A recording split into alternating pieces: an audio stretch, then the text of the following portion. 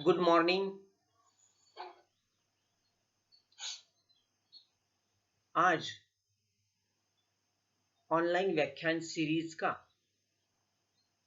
हमारा तीसरा व्याख्यान। इसके पहले दो कहानियों का अभ्यास हम कर चुके हैं। मैंने आपको उन दो कहानियों को समझाने की कोशिश की। पता नहीं आपको वो कितनी समझ में आई, लेकिन आशा करता हूं कि आपको ये कहानियां समझी होगी। अगर आपके मन में कोई शंका, शुबहा, कोई प्रश्न उठते हो तो लेक्चर के अंत में जरूर पूछिएगा।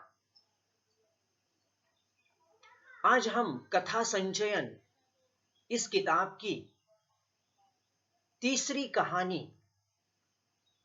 दिल्ली में एक मौत, लेखक है कमलेश्वर, इसे देखने की कोशिश करेंगे। कहानी है दिल्ली में एक मौत। मौत यानी कि मृत्यु। लेखक कमलेश्वर।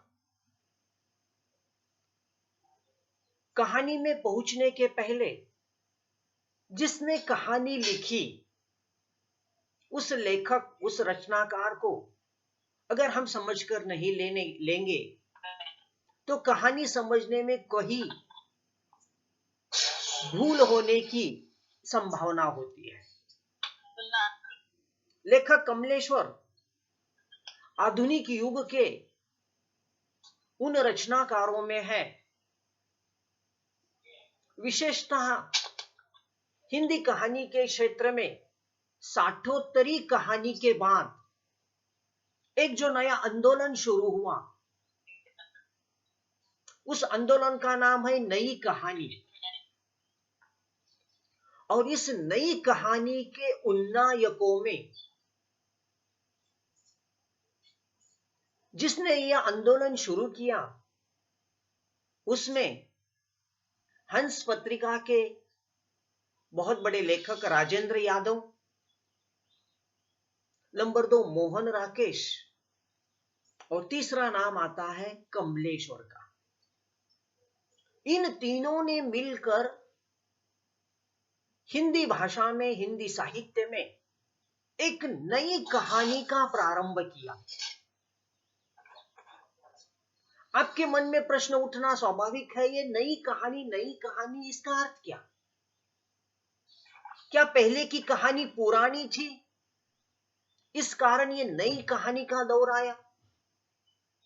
हाँ दोस्तों, क्योंकि जैसा युग बदलता है, समय बदलता है, उस युग और समय के अनुसार तत्कालीन परिस्थितियां, तत्कालीन समाज के में रहने वाले मनुष्य की मनोवृत्तियां और उस युग का तकाजा साहित्य को बदलने के लिए प्रेरित करता है, प्रोत्साहित करता है।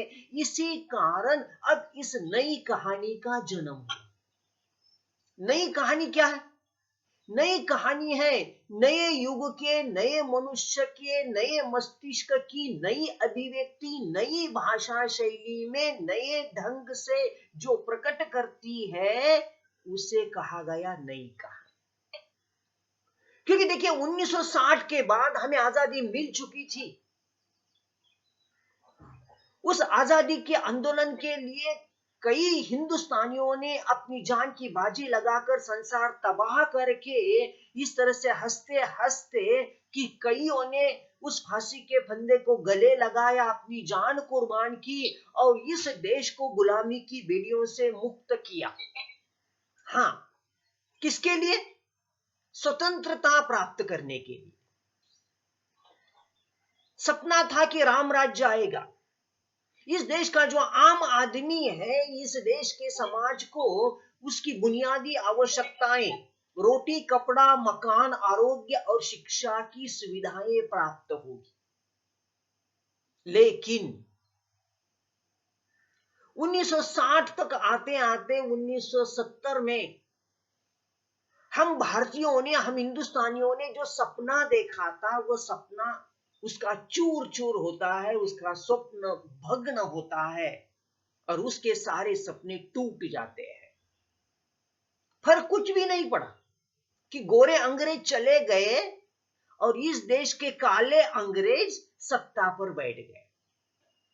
आम आदमी को कुछ नहीं मिला।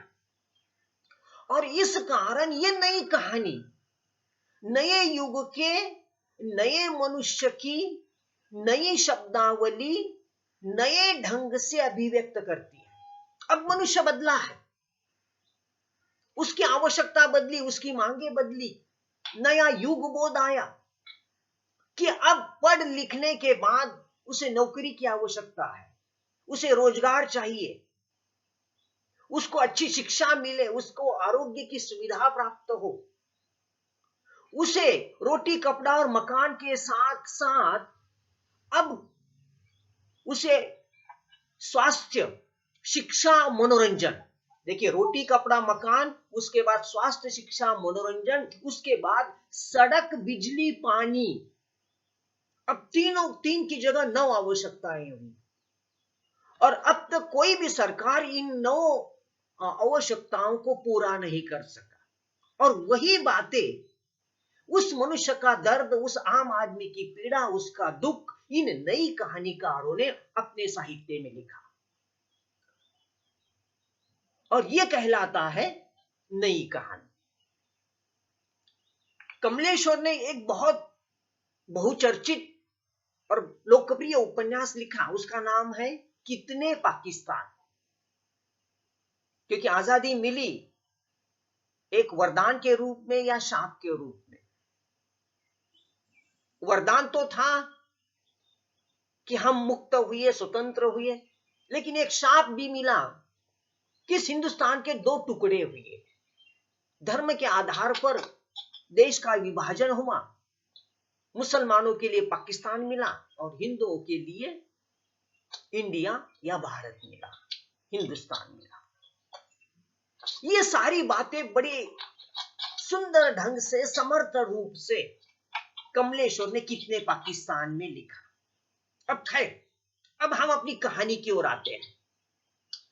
कई कहानियां लिखी और उनमें से बड़ी सुंदर कहानी आपको अभ्यास के लिए है, दिल्ली में एक मौत।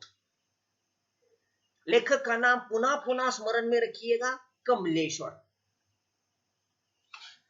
कहानी का शीर्षक बड़ा सुंदर है, एक मौत। और कहा, दिल्ली। दोनों शब्दों को ध्यान में रखिए। आज की भाषा में कुछ कॉस्मोपॉलिटन सिटीज है, दूसरी भाषा में उसे मेट्रो शहर कहते। उसमें दिल्ली है, मुंबई है, कोलकाता है, चेन्नई है, बेंगलोर है। इन्हें मेट्रो सिटी कहा जाता, बहुत बड़े महानगर कहा जाता। इन महानगरों की सबसे बड़ी खासियत है कि यहां बहुत बड़ी भीड़, आपाधापी, घड़ी की सुई से भी तेजी से भागने वाले लोग, अपनी रोटी का जुगाड़ करने के लिए इस तरह से उसके पीछे पीछे भागने वाले कई मजदूर, कामगार आपको देखने को मिलेंगे। यहां किसी को किसी के लिए समय नहीं है। ये दिल्ली जैसे शहरों की विशेषता। और उस दिल्ली जैसे शहर में एक मौत हुई।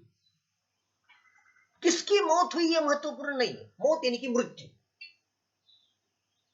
दोस्तों, एक बात ध्यान में रखिए, मनुष्य जीवन में 3 प्रसंग बड़े महत्वपूर्ण होते हैं। कौन से प्रसंग? एक तो जन्म, मृत्यु और शादी।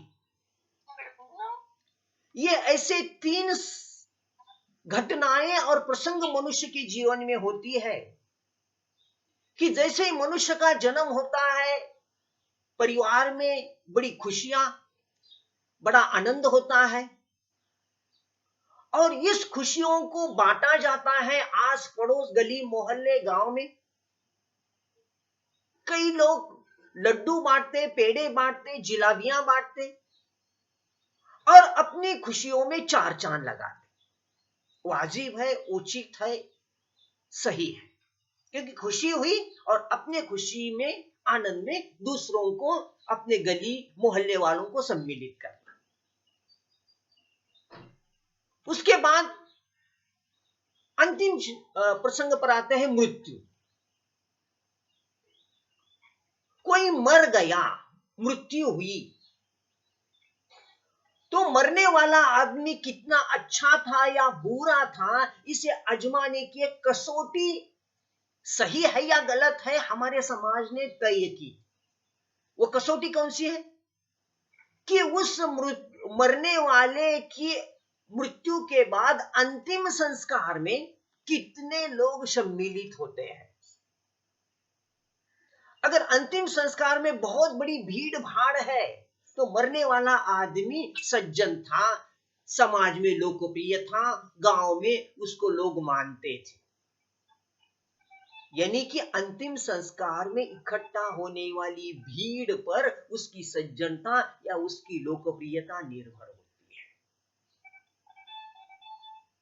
और हमारे समाज में यह बात निश्चित हुई है कि एक बार हम उसकी शादी में नहीं जाएंगे, लेकिन मौत हुई तो मौत में जरूर सम्मिलित होंगे। क्यों? क्योंकि दुश्मन भी मर गया तो हमारे समाज में यह कहा गया कि उसके बारे में, दुश्मन के बारे में भी कोई भला बुरा ना कहे। क्यों? क्योंकि अब वो इस दुनिया से विदा करके चल बसा है। अब उसकी निंदा टीका टिप्पणी करके क्या फायदा। इसलिए अंतिम संस्कार में हम शरीक होते, सम्मिलित होते। तीसरा प्रसंग है शादी का। शादी में तो गली मोहल्ले, आस पड़ोस, गांव और देहात के सारे लोग इकट्ठा हो जाते। जिन्हें न्योता दिया हो वे भी आते हैं, जिन्हें आपकी निमंत्रण या आमंत्रण पत्रिका नहीं मिली वो भी आएंगे। क्योंकि शादी में, मुझे पता नहीं, समाज की ये अपेक्षा होती है कि शादी में ढेर सारे अच्छे अच्छे पकवान किए जाते। लड्डू हो, जिलाबी हो, रसगुल्ला हो, गुलाब जामुन हो, पुरिया हो, खाने का मजा आता है। और शादी का खाना खाने में किसी को भी रोका नहीं जाता। अभी तो भिखारी भी उस पंगत में बैठता है। ये 3 प्रसंग, और उसमें से एक प्रसंग मृत्यु या मौत की, या जिसे मैयत कहते, अंतिम यात्रा कहते, शव यात्रा कहते, उसकी चर्चा लेखक कमलेश्वर ने इस पाठ में की है। दिल्ली शहर है। देखिए, कहानी करीबन 1970 के आसपास लिखी गई, और कहानी में वही परिवेश है जो आज 2020 में दिल्ली शहर का है। दिल्ली शहर में ठंड पड़ी है, सर्दी पड़ी है, शहर में कोहरा छाया हुआ है। जैसे कि अभी भी आप बाहर खिड़की से झांकेंगे तो कोहरा दिखाई देगा। ठंड है, सर्दी है, बसें आ रही है, जा रही है, टैक्सियां आती है, उसकी हॉर्न की आवाज सुनाई दे रही है।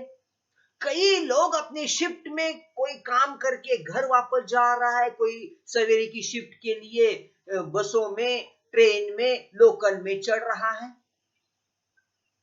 और आसपास सभी और भोर सवेरे नहा धोकर, नाश्ता करके, डिब्बा भरकर, खाने का टिफिन भरकर अपनी अपनी ड्यूटी की जाने की जुगाड़ कर रहा है। और उसी वक्त एक बिल्डिंग है, कैनॉट प्लेस उस गली मोहल्ले का नाम है। उस कैनॉट प्लेस में एक बिल्डिंग है। कहानी में 4 पड़ोसियों का जिक्र हुआ है। एक है अतुल मेवानी, दूसरे है वासवानी, तीसरे है एक सरदार जी, और चौथे है लेखक।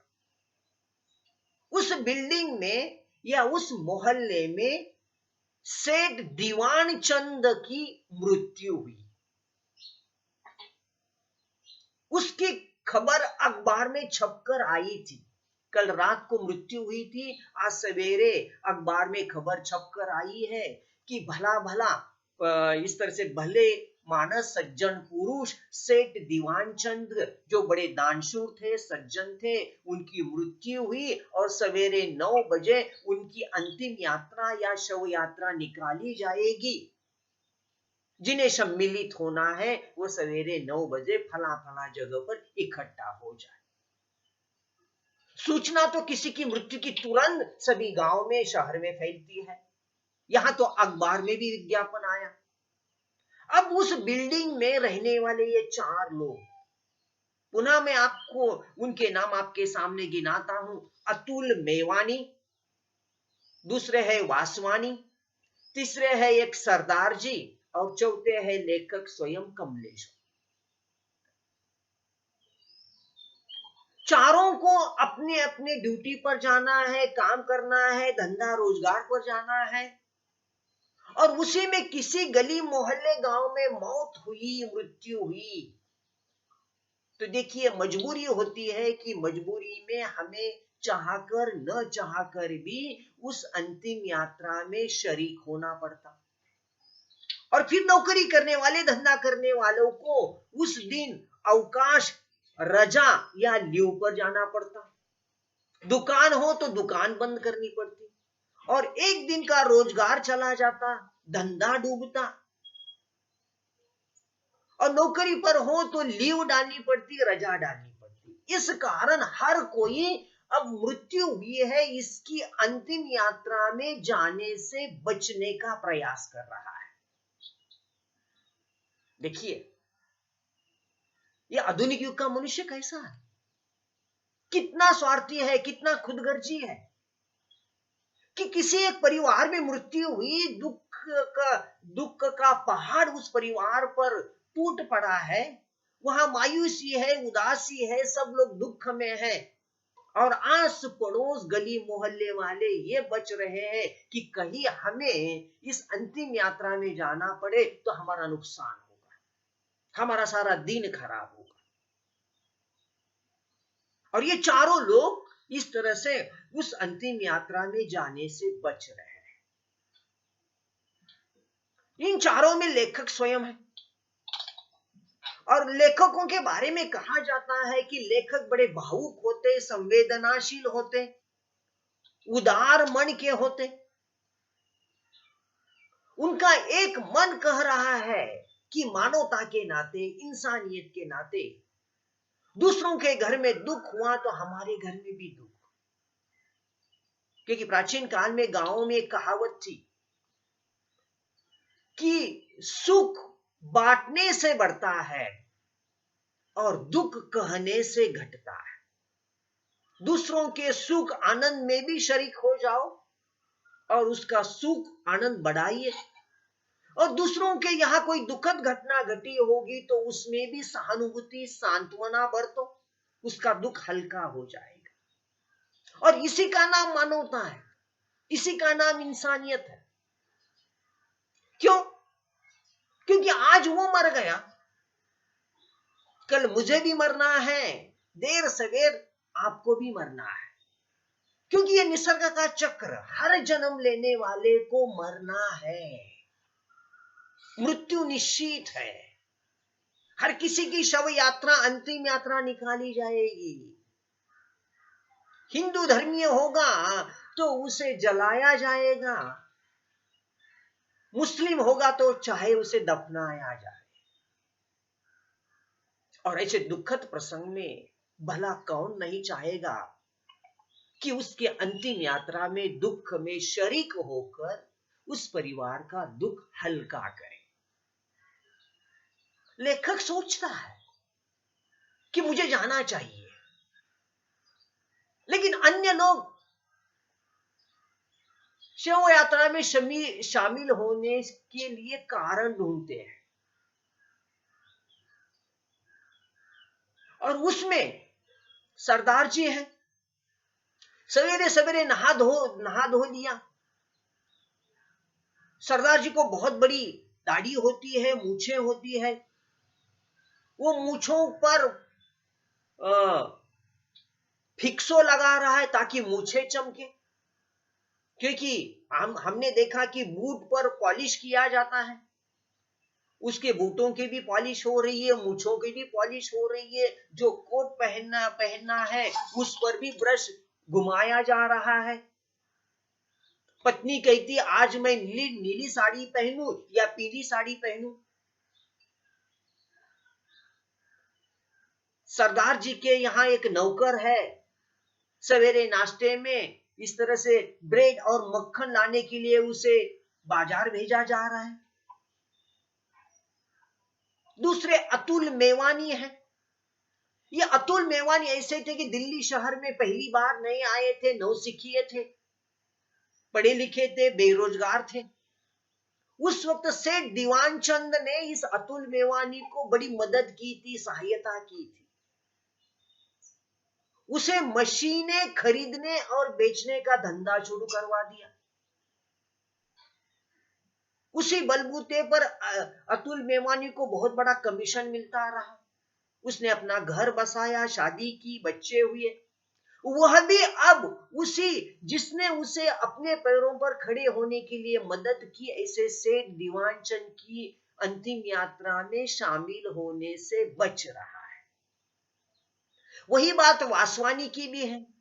वासवानी कोई ना कोई कारण ढूंढते हैं कि आज मुझे फला दूतावास में जाना है, इसकी मीटिंग है, उसकी भेंट हुई है।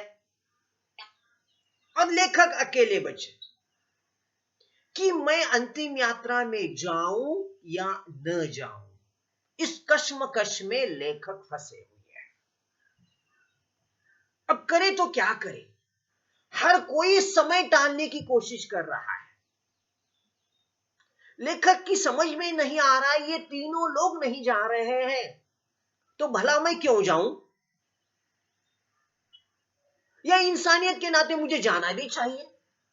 ऐसी द्विधावस्था में फंसा हुआ लेखक। खैर,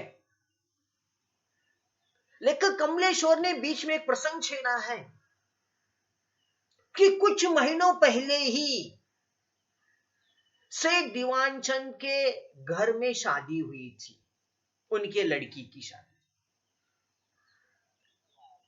लड़की की शादी बड़ी धूमधाम से मनाई, बड़ी साज सज्जा की, पानी जैसा पैसा खर्च किया। और उस शादी में हजारों लोगों की भीड़ इकट्ठा हुई थी। देखिए कितने हजारों लोगों की भीड़ इकट्ठा हुई थी, क्योंकि बहुत बड़े अमीर की शादी थी। और जाहिर है कि उस शादी की धूमधाम, ताक झांक। नंबर 3, शादी में खाने के लिए कई सैकड़ों पंच पकवान बनाए जाएंगे। और उस सेठ के साथ नजदीकियां दिखाने के लिए, रिश्ते संबंध दिखाने के लिए 10 नहीं, 20 नहीं, हजारों की भीड़ इकट्ठा हुई थी। अगर मैं ये टिप्पणी करूं तो ज्यादती नहीं होगी कि शादियों में तो आमतौर पर भीड़ होती है। और मुझे माफ कीजिए, मैं गलत हो सकता हूं। शादियों में भीड़ क्यों इकट्ठा होती है? खाने के लिए। खाने के लिए कोई भी आता है और खाना खाकर चला जाता है। और शादियों में अच्छा खाना बनता है, शादी फिर कितने भी गरीब की क्यों ना हो। और अमीरों की शादियों को तो कहना ही क्या, सैकड़ों पंच पकवान। तो वही सेठ दीवानचंद है कि जिनके घर शादी हुई तो हजारों की भीड़ इकट्ठा हुई। नंबर 1। नंबर 2, वही सेठ दीवानचंद है जो बड़े दानशूर थे, बड़े सज्जन पुरुष थे, बड़े उदार मतवादी थे। हर किसी को, आस पड़ोस वाले को, गली मोहल्ले वालों को, शहरी लोगों को मदद करते थे। किसी को बिजनेस शुरू करना है, मदद की। किसी को नौकरी लगानी है, मदद की। किसी को कोई घर खरीदना है, मदद की।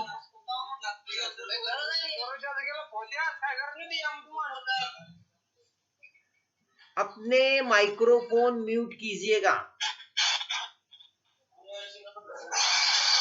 देखिए, माइक्रोफोन म्यूट कीजिएगा। बात समझ में आ रही है?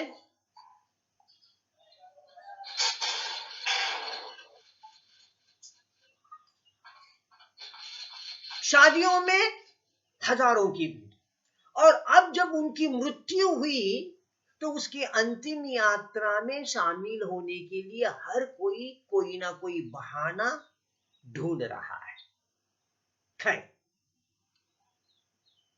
अब किसी तरह से मेवानी वासवानी के साथ बात कर रहा है, वासवानी सरदार जी के साथ बात कर रहा है, सरदार जी लेखक के साथ बात कर रहे हैं कि अंतिम यात्रा कब निकालनी है। पहला प्रश्न। दूसरा प्रश्न, आप जा रहे हो या नहीं। ये चारों लोग हर कोई एक दूसरे से, दूसरा तीसरे से और तीसरा चौथे से सवाल कर रहा है। चारों में से कोई भी सटीक जवाब नहीं दे रहा है कि मैं अंतिम यात्रा में शामिल हो रहा हूं। इस कारण चारों में बड़ी गलतफहमी है। और फिर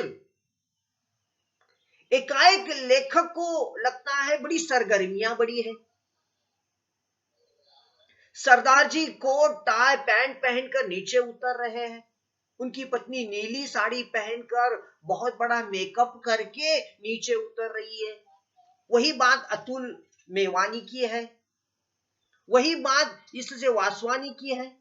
लेखक को लगा ये इतना सज धज कर कहां जा रहे हैं, क्योंकि हम सज धज कर कोट पैंट टाई बड़ी कीमती साड़ी पहनकर मेकअप करके किसी की मृत्यु के अंतिम संस्कार में शामिल नहीं होते दोस्तों, क्योंकि वह दुखद प्रसंग होता है, वह मातम पूर्ति होती है, वहां दुख की छाया होती है। इस कारण हम सज धज कर नहीं जाते। लेखक को लगा यह अंतिम यात्रा में जा रहे हैं, ये किसी डिनर पार्टी के लिए जा रहे हैं। वो सिनेमा की बात आप मत कीजिए। सिनेमा में इस तरह से अंतिम यात्रा में भी किसी के मृत्यु पर भी वो तमाम सारे आपके हीरो हीरोइन इस तरह से इतना मेकअप सज धज कर आते हैं कि हमें नहीं लगता कि उनके मन में असल भावना होती है या नहीं। तो लेखक को लगा इतना सज धज कर ये कहां जा रहे हैं। खैर, अंत में लेखक भी यह निर्णय कर लेता है कि चलो मैं भी आखिर इस अंतिम यात्रा में शरीक हो जाऊं। सब लोग अंतिम यात्रा में शरीक होने के लिए अपनी कार निकाल रहा है, कार में बैठकर जा रहा है। कोई स्कूटर निकल रहा है, स्कूटर पर जा रहा है। कोई ऑटो रिक्शा टैक्सी बुलाता है, उसमें बैठकर अंतिम यात्रा में जा रहा है। देखिए रिवाज क्या होता है।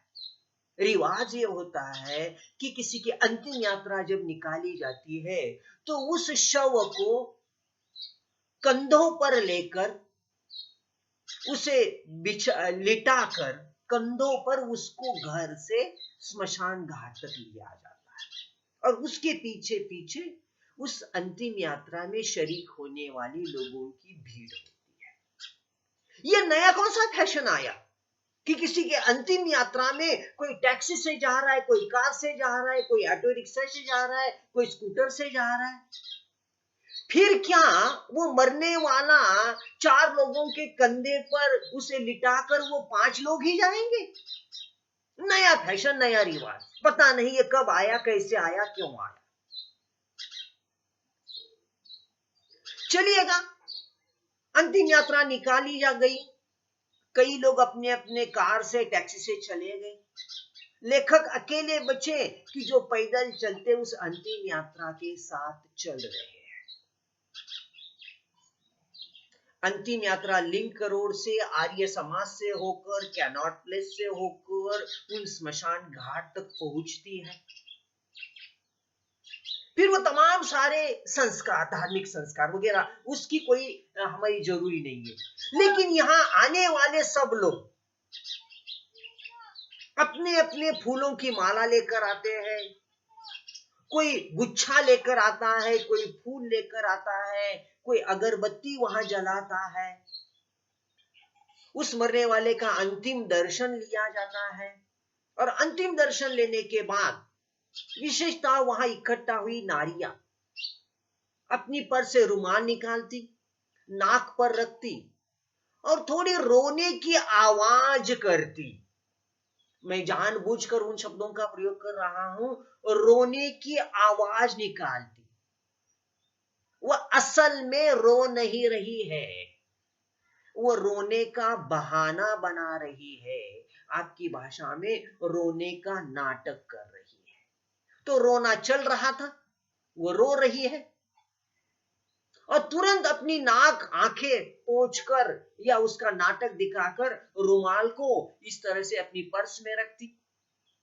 हर कोई नारी अपने पति की ओर देखती कि अब चलना है, अब रुकना है। और चलते चलते इस तरह से सरदार जी की पत्नी अपने पति को याद दिलाती कि आज शाम को हमें प्रमिला के घर जाना है, शायद उसके यहाँ पार्टी है। देखिए कहां कौन सी बातें हो रही है। शमशान घाटी में पति को वो याद दिलाती है कि आज रात को हमारा अपॉइंटमेंट है, कहीं पार्टी होने जा रही है और हमें वहां जाना है। लेखक ये सारी बातें सुनकर, ये दृश्य देखकर हक्का बक्का हो जाता है कि कहां मनुष्य का कितना पतन हुआ, कि वहां कहां गए हमारे मानवीय मूल्य, हमारे संस्कार, हमारे रीति रिवाज, कि दूसरों के दुख में हमें मन से, हृदय से शामिल होना है, उसके दुख को हल्का करना है। और यहां होता है उल्टा। और फिर तमाम सारे लोग तुरंत अंतिम संस्कार होते ही, कोई कहता है मुझे दफ्तर जाना है, कोई कहता मुझे ऑफिस जाना है, कोई कहता मुझे दुकान शुरू करनी है। लेखक बड़ा परेशान हुए। अरे भाई, ये लोग यहीं से अपने अपने दफ्तर, ऑफिस, कार्यालय, दुकान खोलने के लिए जाएंगे। कि धार्मिक संस्कार क्या कहते कि जब हम किसी की अंतिम संस्कार के लिए शमशान घाट में जाते हैं तो रिवाज ये है कि हम वहां से आकर जहां मृत्यु हुई उनके घर जाए, उनके साथ सुख दुख की कुछ चार बातें करें, उनको सांत्वना दे, उनको सहानुभूति दे, उनका दुख हल्का करे। उसके बाद अपने स्वयं के घर पहुंचे, नहाए धोए, क्योंकि अंतिम संस्कार में ऐसे कई जीव जंतु, विषाणु, जीवाणु, बैक्टीरिया, कई वायरस आते हैं। क्योंकि मरने वाला शायद कई घंटों पहले मर चुका है, एक दिन पहले मर चुका है। घर आए, नहाए धोए, कपड़े धोए और फिर बाद में जो कुछ करना है कीजिए। या वो मायूसी का क्षण होता है इसलिए घर बैठते हैं। लेकिन ये नई फैशन कि ये लोग वहीं से, शमशान घाटी से ही अपने अपने दफ्तर, कार्यालय, ऑफिस खोलने, दुकान खोलने जा रहे हैं। लेखक को बड़ा आश्चर्य हुआ कि मनुष्य का कितना ह्रास हो रहा है, कितना पतन हो रहा है। और भी उससे भी बढ़कर एक मजे की बात और बड़ा गंभीर बात यह मुझे आपके सामने रखनी है। शहीद दीवानचंद की मृत्यु हुई शमशान घाट में, अंतिम संस्कार में, शव यात्रा में कितने लोग शामिल थे, कितने शरीक हुए थे। आंकड़ा सुनकर आप हैरान हो जाओगे कि इतना बड़ा दिल्ली शहर का सेठ, सज्जन पुरुष, दानशूर, जिसने कईयों को मदद की थी, जिसकी लड़की की शादी में हजारों की भीड़ इकट्ठा हुई थी, ऐसा सेठ दीवानचंद मरने के बाद उसकी अंतिम यात्रा में केवल और केवल 7 लोग, 7 लोग सम्मिलित थे। देखिए, शादी में हजारों की भीड़, और मृत्यु पर केवल 7 लोग। यानी कि इसका अर्थ क्या है? कि हमारे गांवों में आज भी वो बात कुछ बरकरार है, लेकिन शहरों में देखेंगे कि शहरों का आपाधापी से भरा हुआ जीवन, घड़ी की सुई से भी तेजी से भागने वाले लोग, हर किसी को अपनी जीविका की पड़ी है, रोजी रोटी की पड़ी है। और शहरों में, महानगरों में मनुष्य के पास दूसरे मनुष्य के लिए समय नहीं है। चाहे उसका जन्म हो, मृत्यु हो या आजकल शादियां भी क्यों ना हो, समय नहीं है। क्योंकि मनुष्य आज भाग रहा है, दौड़ रहा है, अपनी अपनी रोटी, कपड़ा, मकान की आवश्यकता, आरोग्य, शिक्षा, स्वास्थ्य की आवश्यकता। वो पैसा कमाने के पीछे पड़ा हुआ है। पैसा पैसा पैसा, धन दौलत, सोना चांदी, हीरे मानिक मोती, फ्लैट, बेंगलो, बैंक बैलेंस, इसके पीछे ही पड़ा। और पैसों के पीछे पड़कर मनुष्य अपनी मनुष्यता को, मानवता को, इंसानियत को, उसके जो मनुष्यता के जो उच्च मूल्य थे, जो संस्कार थे, जो गुण विशेषता थी, उसे भूल रहा है। अगर मैं ये कहूं तो जागृति नहीं होगी। मनुष्य मनुष्य नहीं रहा, मनुष्य शैतान बन गया है। वो शैतानी के जैसा कृत्य कर रहा है। क्योंकि कहा जाता है, वैसे तो गली मोहल्ले में कुत्ता भी मरता है, लेकिन कोई कुत्ते की मौत ना मरे। क्योंकि कुत्ते और मनुष्य में फर्क होता है। क्योंकि मनुष्य वही मनुष्य होता है जो मनुष्य मनुष्य के साथ मानवता का, इंसानियत का व्यवहार करे और मानवतावाद की गुहार लगाए।